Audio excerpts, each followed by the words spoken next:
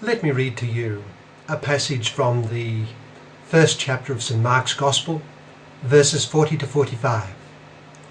It's the Gospel for the 6th Sunday in Ordinary Time Year B. St. Mark writes, "A man with leprosy came to Jesus and begged him on his knees, 'If you are willing, you can make me clean.' Filled with compassion, Jesus reached out his hand and touched the man. 'I am willing,' he said, 'be clean.' Immediately the leprosy left him and he was cured. Jesus sent him away at once with a strong warning. 'See that you do not tell this to anyone, but go, show yourself to the priest and offer the sacrifices that Moses commanded for your cleansing, as a testimony to them.' Instead, he went out and began to talk freely, spreading the news. As a result, Jesus could no longer enter a town openly, but stayed outside in lonely places. Yet the people still came to him from everywhere." That's from Mark chapter 1, verses 40 to 45. And what does it suggest to us? Well, one of the best modern chronicles of the French Revolution, which I can think of, is Simon Schama's Citizens, published by Penguin in 1989. The French Revolution was one of the most cataclysmic social and political upheavals in the long history of Europe. One of the many things it surely illustrates is the chaos and harm that occurs when legitimate authority deteriorates, becomes corrupted, is overthrown, and is replaced by arbitrary authority based not on law but on power. The powerful who have seized authority themselves succumb to the more powerful, and a dictatorship emerges.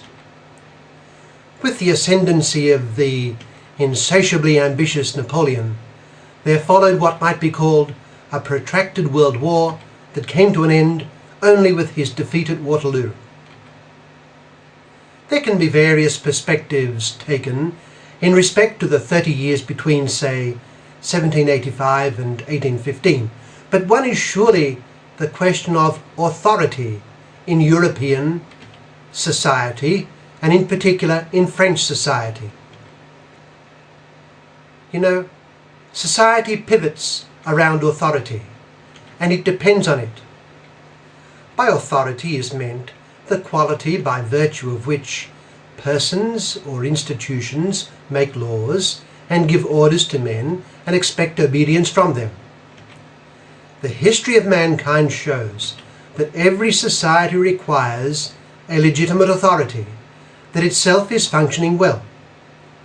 As Pope John the 23rd once wrote in his encyclical Pacem in Terris, number 46, and I quote, "Human society can be neither well-ordered nor prosperous unless it has some people invested with legitimate authority to preserve its institution and to devote themselves as far as is necessary to work and care for the good of all." The unity of the community and its common good requires an authority.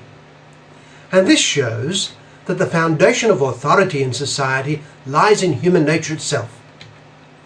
If man is to live in society, which he must, then in the very nature of things, an authority is necessary. Its necessity is practical and moral. There should and must be authority in society, and it should be respected. Among the many things that are clear in the life of Jesus Christ is his respect for legitimate authority. In our gospel passage today that I read, we read that after curing a leper of his leprosy, he sent him off with the warning not to tell anyone of his healing. Then he added, "Go, show yourself to the priest, and offer the sacrifices that Moses commanded for your cleansing, as a testimony to them." Our Lord was directing the leper to fulfill the religious requirement to show himself to the priest and to fulfill the law of Moses stipulating the offering of sacrifices for his cleansing. On another occasion, our Lord stated that he had not come to abolish the law, but to fulfill it. And we remember how, when the temple officer asked Simon if his master paid the temple tax, Simon said that he certainly did.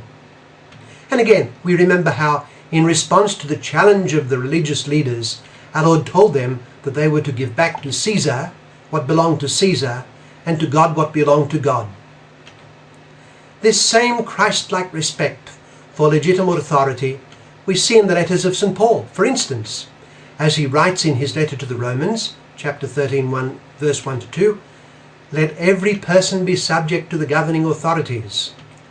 For there is no authority except from God, and those that exist have been instituted by God. Therefore, he who resists the authorities resists what God has appointed, and those who resist will incur judgment." Of course, St. Paul is referring to legitimate authority and its legitimate exercise.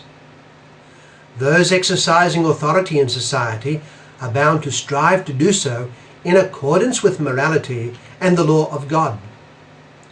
No authority has the right to command what is unjust or morally wrong. An example would be the enactment of a law allowing the destruction of unborn human life, or the prohibition of any acceptance and profession of the Christian religion.